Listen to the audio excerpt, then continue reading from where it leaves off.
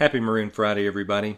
I think you would agree with me when I say that we live in a world that is broken. Our country is broken, torn down, and needs to be rebuilt. When I pray about this and I'm searching the scriptures to try to find parallels that relate to our day and time, I'm reminded of the book of Nehemiah.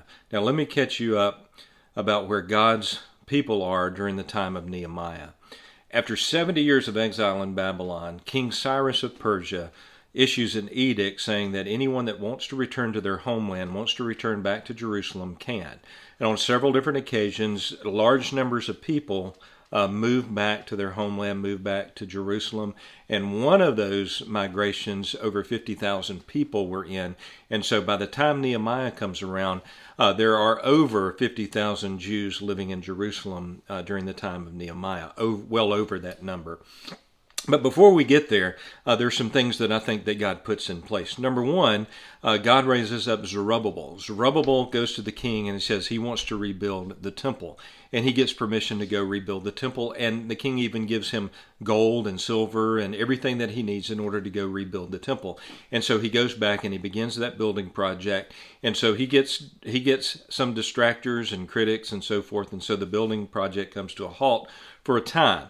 And so God raises up prophets like Haggai, Zechariah. They call the people back to complete the building project, which they do, and the temple is completed and dedicated in the year 515 BC.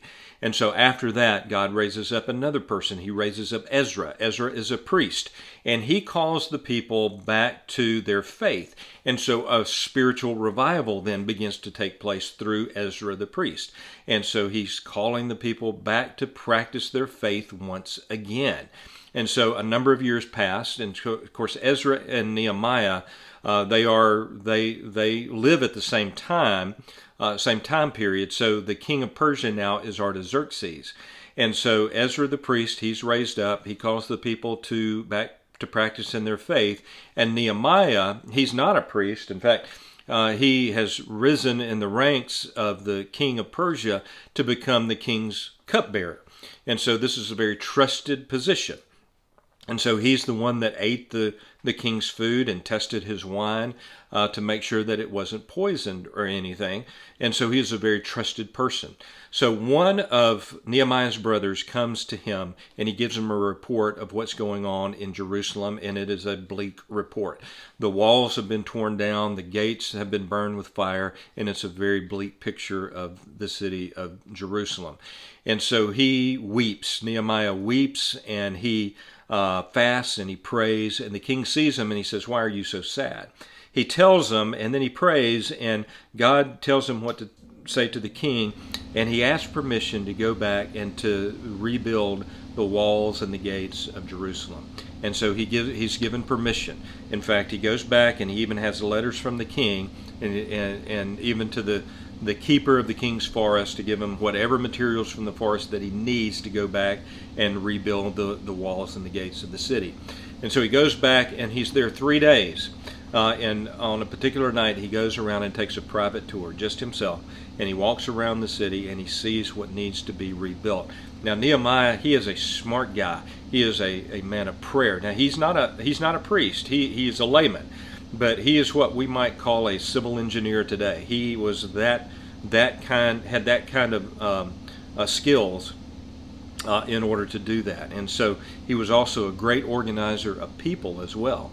So after he does this, and I'm sure he took notes all along the way, he begins the building project of rebuilding the walls, repairing the walls, and rebuilding the city gates. There were 12 city gates, 10 that are mentioned in the first few chapters of Nehemiah that needed to be rebuilt and repaired, but there were 12 altogether in the city wall. But he begins at the sheep gate, and the high priest lived near the sheep gate. That is the gate where the sheep and the lambs came in for sacrifice, that were going to be sacrificed. And so he enlists the high priest, and he begins to rebuild the city gate and the wall around the sheep gate. And he goes all along, and you know where he's going along the way because all of the gates are mentioned that needed to be rebuilt as well. And he enlists everybody that is that's working, that lives near the particular gate, and he enlists them and their families, and they begin this building project all around the gates. And do you know how long it took in order to rebuild the city walls and gates? It took only 52 days. Now, we live in a world and in a country where our walls, in a sense, have been torn down and need to be rebuilt. And I'm not talking about walls that divide us by race or religion or anything like that. I'm talking about walls of protection. That's what the city walls were. And the enemy, they were completely vulnerable to the enemy. Right now, we are completely vulnerable to the enemy, and our walls need to be rebuilt. We need revival. We need spiritual renewal. Our walls need to be rebuilt. Our gates need to be rebuilt and repaired. And how long did it take? It took 52 days. And I believe that if God's people would rise up and pray, seek God's face, turn from our wicked ways, then we would begin seeing our world, our country being rebuilt. And that is what needs to happen. And I think we need to stop criticizing and look at what Nehemiah, he had 3 big critics at the time. They even criticized him. One of them criticized him so much, he said that if a fox gets on the wall that Nehemiah is rebuilding, it's going to fall down. Now, of course, that didn't happen. But I think we need to stop being critical, and we need to start asking what we can do to help rebuild our country and our world at this time. And I think we will be surprised when God is behind it that it took them 52 days. What can God do in our country in 52 days? Be encouraged today, because I believe that the time has come for us to start rebuilding.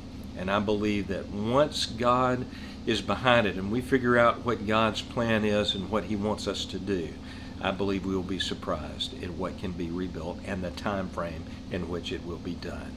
God bless you. Have a great weekend, and I look forward to seeing you Sunday. Bye-bye.